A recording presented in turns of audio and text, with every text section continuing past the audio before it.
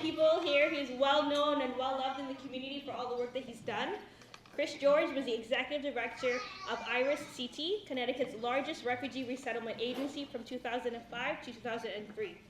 Based in New Haven, but working with community groups all over the nation, IRIS has welcomed and assisted thousands of refugees and immigrants. Chris played a central role in expanding the size and impact of IRIS and was a leader in promoting community-based private sponsorship models in Connecticut and throughout the country. IRIS is a founding member of the Welcome Corps Consortium.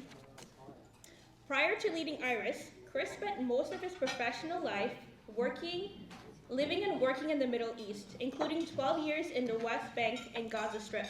He served as chief of party for USAID Democracy Program with the Palestinian Legislative Council, executive director of Human Rights Watch, Middle East, director of the Save the Children programs in the West Bank and Gaza Strip, and manager of humanitarian assistance programs in South Lebanon with the American Friends Service Committee. His international career started in 1977 as a Peace Corps volunteer in Muscat, Oman. This award honors Chris George for his lifelong commitment to welcoming refugees with dignity, support, and an open heart. Thank you, Chris.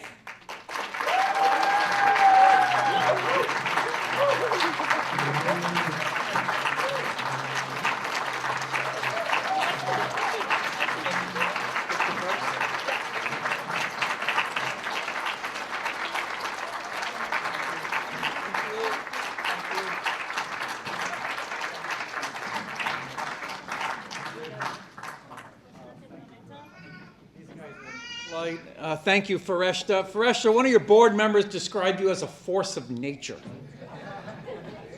And that's why he said he's on the board.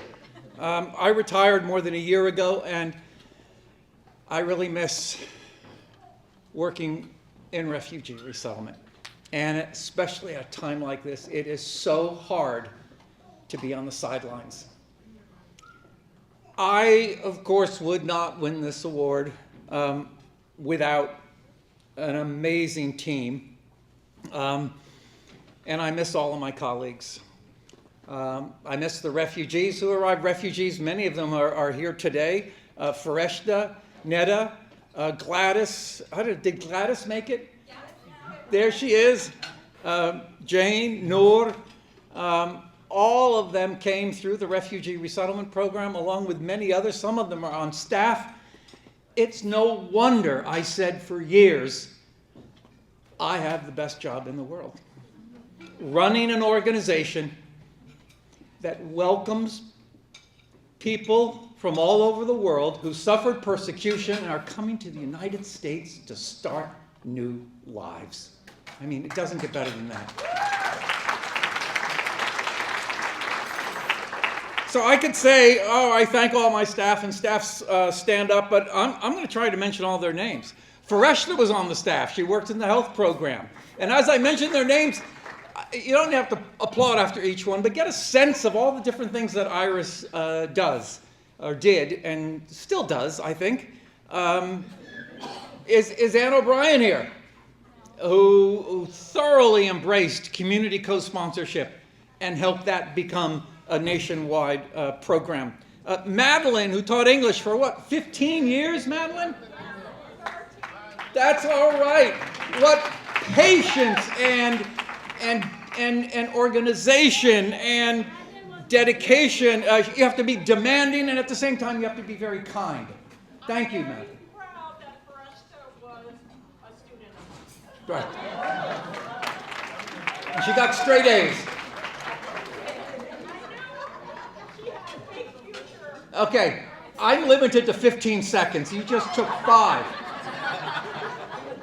We wish Linda Bronstein, a case manager who worked 27 years at IRIS, were here.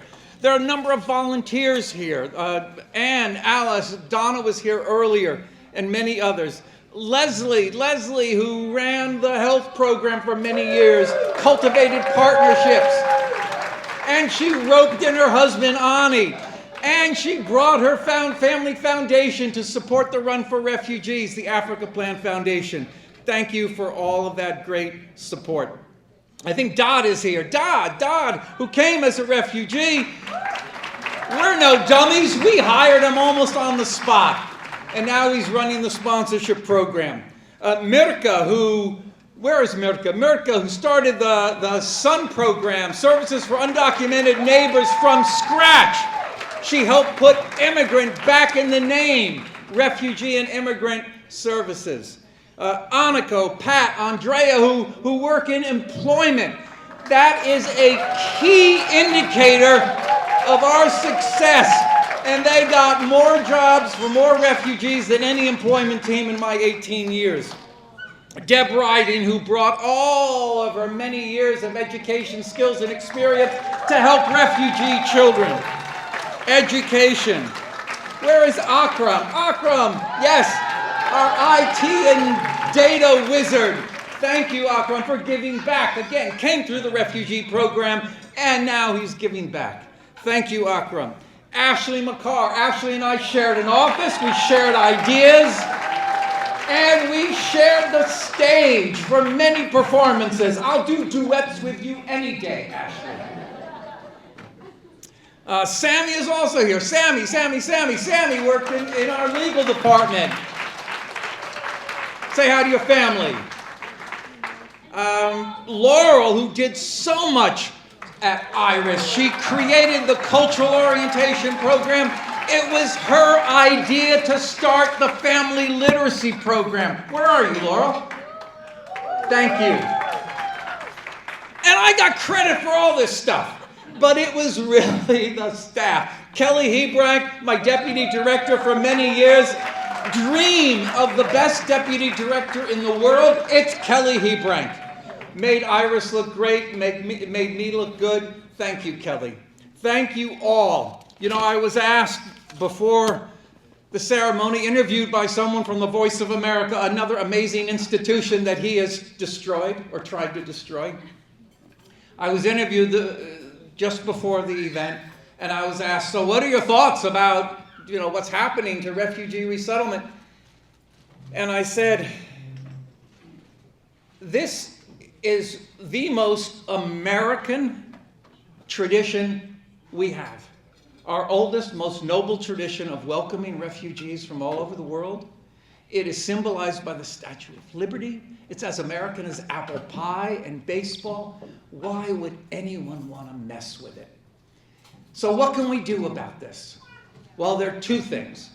And when I was at IRIS, we tried to do both.